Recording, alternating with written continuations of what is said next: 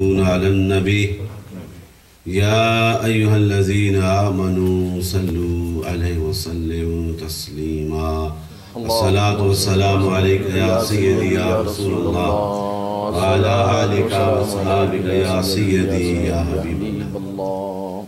برادران اسلام، شدایان دل متین، شمع رسالت کے پروانوں، عاشقان اولیاء، السلام علیکم ورحمۃ اللہ وبرکاتہ۔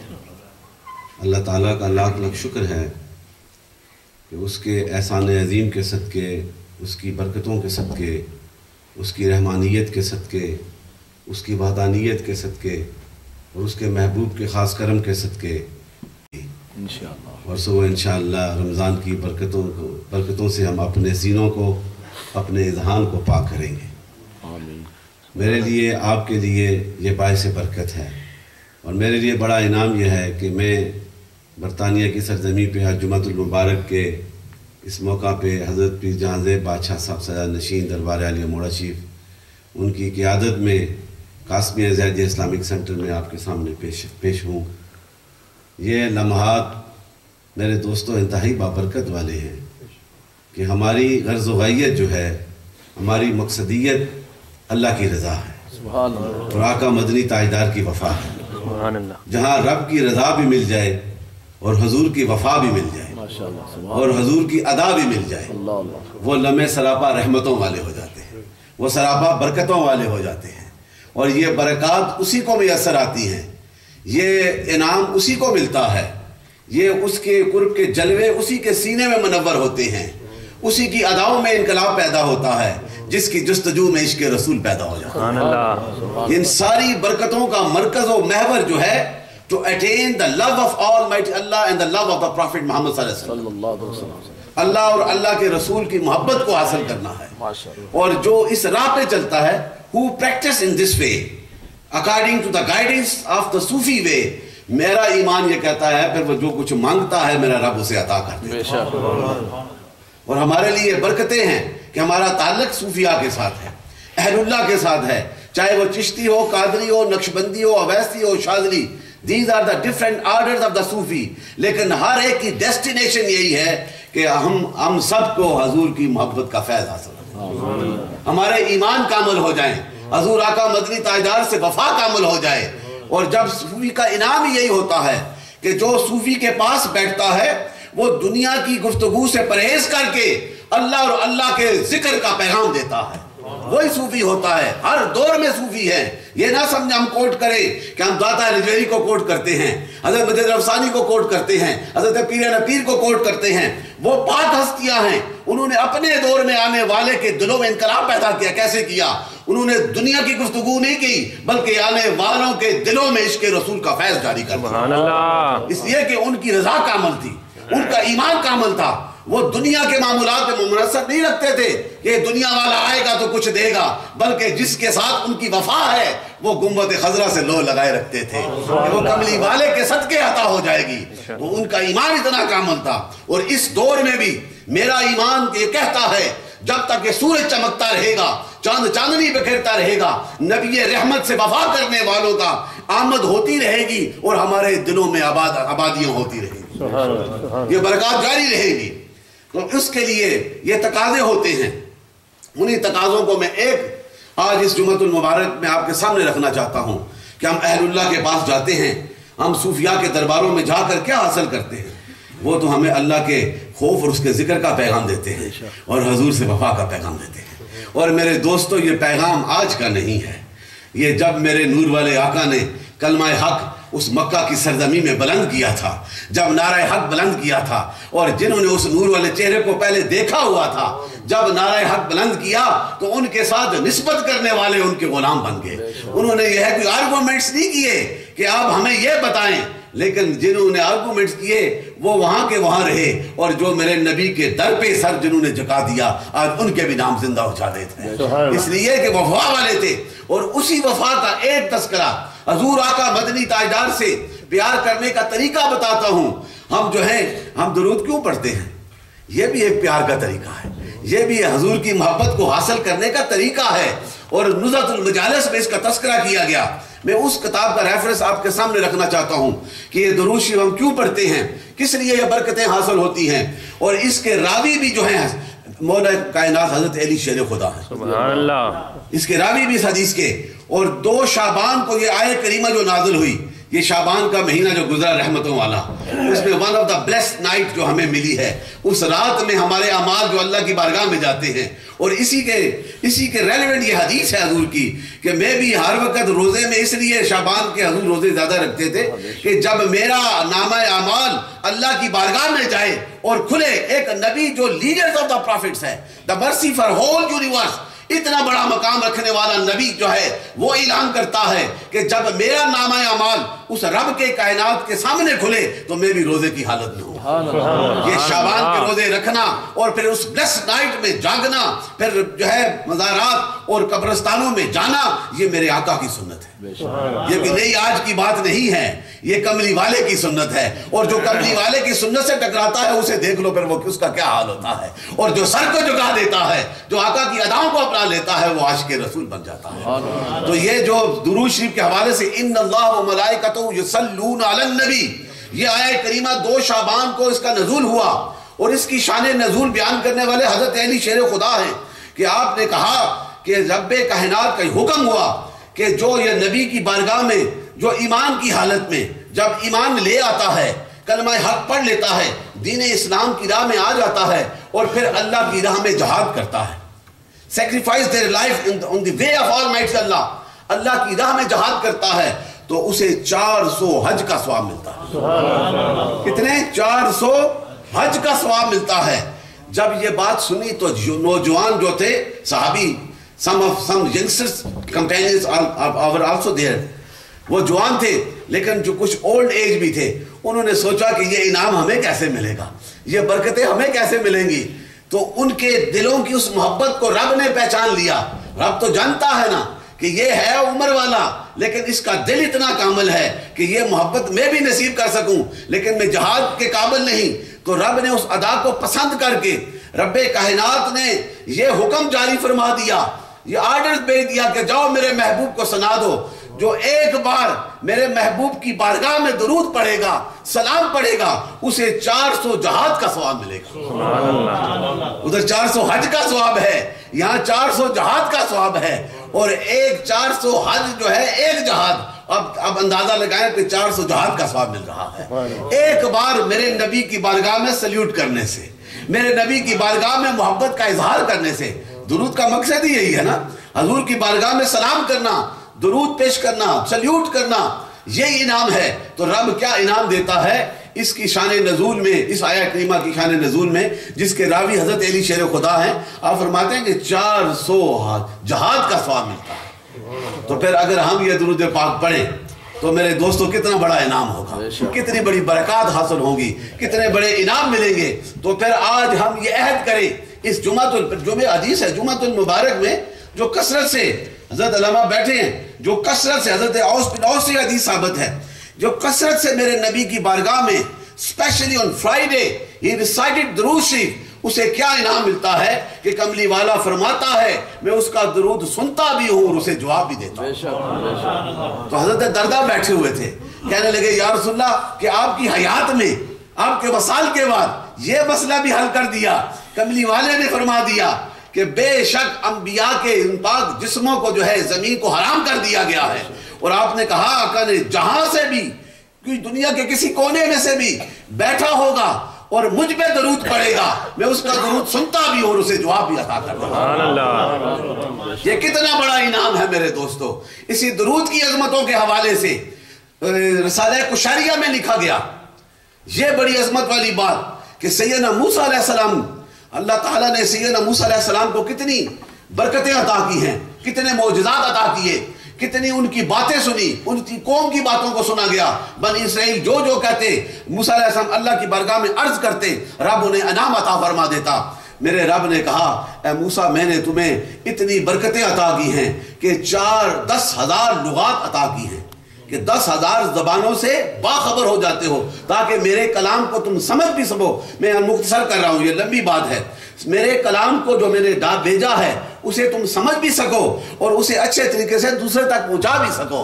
लेकिन मूसा शान महबूबियत अभी उस वक्त तक नहीं मिलता। ये इनाम तुम्हें मैंने अता कर दिए हैं, लुगात भी अता कर दी, 10,000 ज़बानें भी अता कर दी, लेकिन फिर भी शान महबूबियत जो है उसे हासिल करने के लिए एक ही नुक्ता है, एक ही वजीफा है, एक ही रास्ता है। वो मेरे महबूब नबी जो आने वाला नबी है, जो सारे नबियों का सरदार होगा, जो कायनात के लिए रहमत बनकर आएगा, जो है जिसको मकाम महमूद अता किया जाएगा, जो शफात कुल्ली और शफात कुबरा का हक रखता होगा, उस नबी रहमत की बारगाह में जब दरूद पढ़ोगे तो तुम्हें शान महबूबियत भी अता कर। अगर अल्लाह ताला अंबिया को ये कहता है कि मेरे महबूब पे दरूद पढ़ो, फिर ए ईमान वालो, we are the seekers and the lovers of profit इस्लाम, हमें अपने देखना चाहिए हमें हमारी क्या हालत है।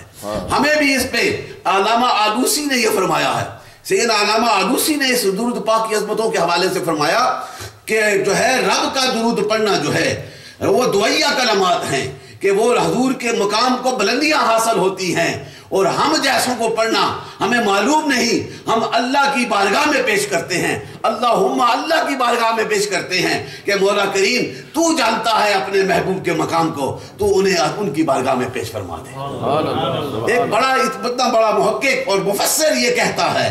तो मेरे दोस्तों, आज के इस दौर के मुसलमान के लिए बख्शिशों का एक ही रास्ता है कि वो नबी रहमत से वफा कर ले, और वफा का तरीका यही है, इस रमजानुल मुबारक में रातों को जाकर कुरान पढ़े, नमाज तरावी अख्तियार करे, फिर उसके बाद जागे, और फिर जब सहरी के वक्त रख के रोजा रखने के बाद फिर दिन की नमाजों में कायम हो जाए, फिर कुरान पढ़े, नवाफिल पढ़े, ये सारी बरकतें उसे हासिल हो जाएंगी। ये है कि ब्लेसिंग मंथ है, इसका एक एक लम्हा जो है उसमें इनाम किया गया है। अगर नफल पढ़ोगे तो फर्जों का सवाब मिलेगा, फर्ज पढ़ोगे तो कितने गुने ज्यादा सवाब मिलता है। ये इनाम specially only on this month, the blessing month, इसमें हासिल करना है। और इसकी बरकतों के हवाले से यही मैं दुरूद शरीफ का एक और हवाला देना चाहता हूं कि जो है दुरूद पाक अर्श पे ये लिखा हुआ, जो मेरे नबी के बारे में, ये भी हजरत अली से रवायत है। ये 2 टुकड़े हैं इस हदीस के, मैं एक सुनाना चाहता हूं कि क्या इनाम मिला कि कहा कि अर्श पे लिखा है, रब कहता है कोई है बख्शिश वाला, मांगे मुझसे अता कर दो। कोई है जिसके गुनाह हो और मेरी बारगाह में आए, मुझसे मांगे, रब कहता है मैं उसके गुनाहों को बख्श अता फरमा दूंगा।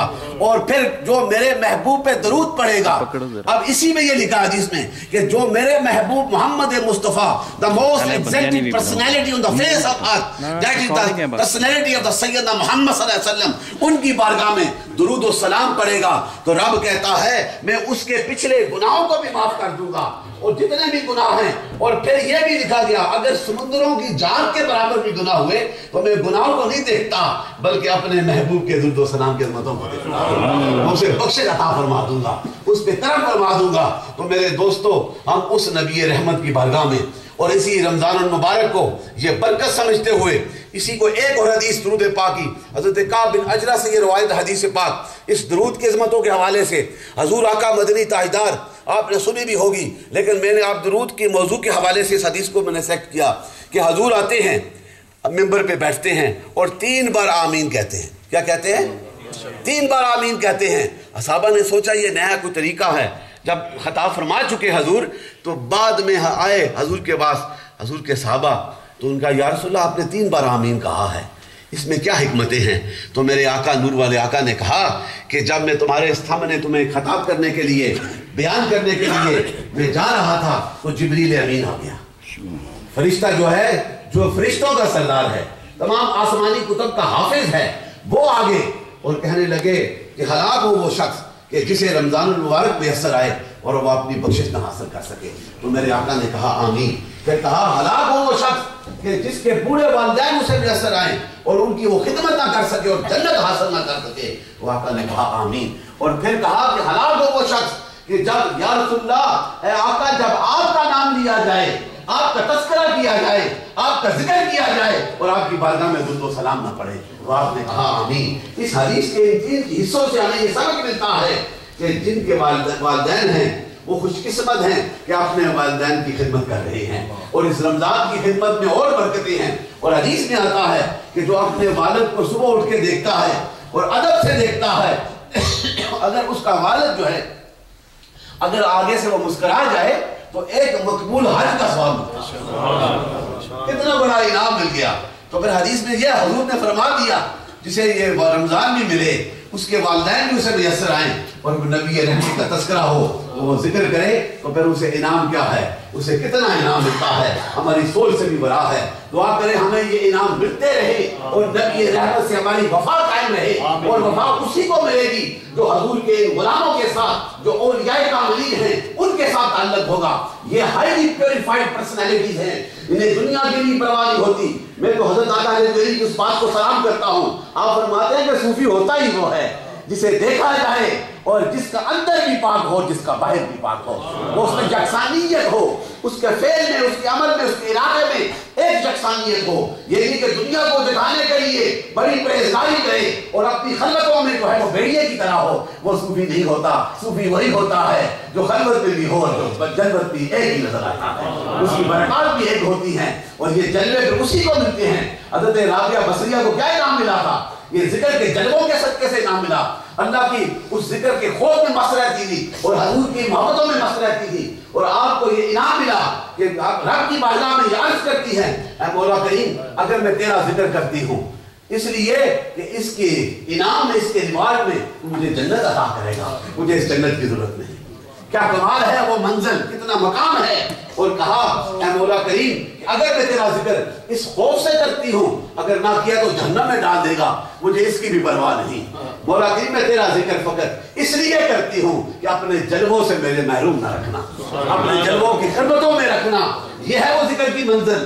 اور جو اس منزل میں ہوتا ہے, اور حدیث بات میں آتا ہے, سیدنا عبداللہ ابن عباس سے یہ حدیث روایت ہے, یہ ذکر کرنے والوں, حضور پہ درود پڑھنے والے, حضور سے پیار کرنے والے, حضور کی اداؤں کو اپنے سینے میں بسانے والے, حضور کے ذکر میں مست رہنے والے, انہیں یہ انعام ملتا ہے. یہ بھی حدیث جو ہے سیدنا عبداللہ ابن عباس سے روایت حدیث کہ کہا کہ 3 کوالٹیز ہوتی ہیں صوفی کے مقام کو, جو ذاکرین ہوتے ہیں, جو ذکر کی منزلوں میں مست رہتے ہیں, انہیں یہ 3 منزلیں ملتی ہیں. یا ایک تو یہ کہ جب اہل ذکر کے پاس جاؤ, جو صوفیاء ہیں, جو اولیاء ہیں, ان کے پاس بیٹھو, ان کی طرف نگاہ کرو تو خدا یاد آ جائے, اس کے جلوے یاد آ جائے. اور دوسرا عمل یہ ہے کہ ان کی گفتگو سنو, ان کی مجلس میں بیٹھ کر وہ دنیا کی باتیں نہیں کرتے بلکہ ان کی گفتگو سنو تو تمہیں اپنے دین کے علم میں اضافہ ہو جائے. اور تیسری بات صوفی کے حوالے سے بتا دی کہ وہ کہ ان کا عمل دیکھو تو تمہیں آخرت یاد آ جائے. تو یہی وہ صوفی کا کمال ہے, یہی وہ کیٹیگریز ہیں, یہی وہ جو ہے کوالٹیز آف دا پریئر صوفی, یہی ہے جو اس پہ پریکٹس کرتا ہے اور جس کی طرف نگاہ کرتا ہے اس کے انقلاب پیدا ہو جاتے ہیں. حضور بابا جی قاسم مولوی رحمۃ اللہ تعالیٰ علیہ, جن کی نسبت سے یہ مرکز قائم ہے اور جس کی سرپرستی حضرت پیر جہانزیب بادشاہ صاحب اور یہاں کے مینجمنٹ والے حاجی برادران, حاجی صاحب پیر صاحب فرماتے ہوتے ہیں اور دیگر ساتھی وہ خدمت میں مصروف ہیں, میں انہیں سلام پیش کرتا ہوں کہ حضور بابا جی قاسم مولوی رحمۃ اللہ تعالیٰ علیہ, he spent 80 years at one place, he never moved and he recited zikr and he was on the 3rd degree of the zikr by the seekers, کہ ان کے روح میں بھی اللہ کا ذکر سمایا ہوا. یہ فیض تھا. سوچو کہ اگر میرے نبی کا ایک غلام 1300 سال بعد بھی موڑاشی کے اس پتھر پہ بیٹھ کر رب کی رضا کی خاطر اس کے ذکر میں مست رہتا ہے, نبی کی اداؤں سے مست رہتا ہے, نبی رحمت سے وفا کرتا ہے, نبی کے عشق میں مست رہتا ہے, اسے یہ مقام ملتا ہے کہ بابا جی صاحب فرماتے ہیں جو میرے دربار سے گزر جائے مجھے بھی ولایت عطا کر دیتا ہوں. اگر انہیں یہ مقام ملتا ہے تو پھر جس کی خاطر کائنات کو سجایا گیا ہے, کائنات کا ہر ذرہ جس کی رحمت کا محتاج ہے, اس نبی رحمت کی قوت کا, اس کے ادراک کا, اس کی سوچوں کا, اس کے دیکھنے کا, اس کے بولنے کا, اس کے علم کا کتنا تقاضا ہوگا. یہ ہماری سوچوں سے بھی بڑا ہے. وہ ہر مقام میں اعلیٰ ہیں, وہ پرفیکٹ ہیں, وہ کمپلیٹ ہیں, اور یہی ہماری نجاتوں کا راستہ ہے کہ نبی رحمت کے دامن سے وابستہ ہو جاؤ, نبی کے ذکر میں مست ہو جاؤ. اور جو ذکر میں مست ہوتے ہیں اس دور میں بھی اولیاء ہیں, اس دور میں بھی آتے ہیں, یہ آتے رہیں گے. کوئی بہروپیے بھی آتے رہیں گے اور کوئی عاشق بھی آتے رہیں گے, اور جو عاشقوں کے ساتھ رہے گا میرا ایمان ہے وہ بھی عاشق بن جاتا ہے. یہی تو کمال ہے نا. ہم کیوں تذکرے کرتے ہیں, ہم مجد الافسانی کا کیوں تذکرہ کرتے ہیں, ہم شاہ ولی اللہ کا کیوں تذکرہ کرتے ہیں, ہم جو ہے پیران پیر کا کیوں تذکرہ کرتے ہیں, ہم خواجہ قاسم کے کیوں گیت گاتے ہیں, ہم داتا الجوہری سے کیوں وفا کرتے ہیں, اس لیے کہ یہ پیور صوفی تھے, انہوں نے اپنے دور میں اپنا ذکر نہیں کرایا بلکہ آنے والوں کو کہا کہ اللہ کے ذکر میں مست ہو جاؤ. Remembrance of Almighty Allah is the greatest. اللہ کا ذکر سب سے بڑی طاقت ہے. لیکن انٹینشن کیا ہے کہ that's the only way, the way of the Prophet Muhammad صلی اللہ علیہ وسلم. حضور کے راہ پہ چل کے دیکھو, حضور سے وفا کر کے دیکھو, پھر رب تم پہ کتنا کرم فرماتا ہے. یہ دنیا کا قانون ہے. جب کسی سے آپ کی محبت ہو جائے, جب اس کا تذکرہ ہوتا ہے تو کتنے مزے آتے ہیں. تو جب رب کے محبوب کا تذکرہ ہو, جس نے کہا یہ میرا حبیب ہے, اس کے تذکرے ہوں گے تو پھر رب کتنا کرم فرمائے گا. اس رمضان المبارک میں تو ہر وقت کرم ہے, لیکن حضور کے وسیلہ سے کرم ہوگا تو پھر کرم ہوگا. اللہ تعالیٰ اس مرکز کو آباد رکھے. جو اس میں حصہ ڈال رہا ہے یہ اللہ کی رضا کی خاطر ہے. یہ مرکز ادھر ہی قائم رہے گا. اگر کسی کے ذہن میں کوئی بات ہے تو اسے نکال دے. میں اللہ کے گھر میں یہ دعویٰ کرتا ہوں, یہ موڑشی والے کبھی لے کے جانے والے نہیں, یہ دینے والے ہیں. یہ ہمیشہ قائم رہے گا اور یہاں سے میرے نبی کا ذکر قائم و دائم رہے گا. صرف ہمارا عقیدہ یہ ہے جو صحابہ کا عقیدہ ہے, جو اولیاء کاملین کا عقیدہ ہے, ہم اس پہ کمپرومائز نہیں کرتے. ہم نبی رحمت کے عشق کے مت والے ہیں, نبی کی اداؤں سے وفا کرنے والے ہیں. We are the servant and the seekers of the Prophet Islam, and it is our duty to perform according to the way of the Prophet. ہمیں اپنے حضور کے اس راستے پہ چلنا ہے. That is the reality ہے. اس ریالٹی کو فیس جو کرے گا اسے انعام ملے گا. اللہ تعالیٰ ہم سب پہ کرم فرمائے اور رمضان المبارک کے دن اور رات اسی محبتوں میں گزرے اور ہماری منزلوں پہ مولا کریم پاکیزگیاں اور ہمیں انعام نصیب فرمائے. السلام علیکم ورحمۃ اللہ وبرکاتہ. جنہوں نے نماز سنتیں ادا کر لیں اس کے بعد اللہ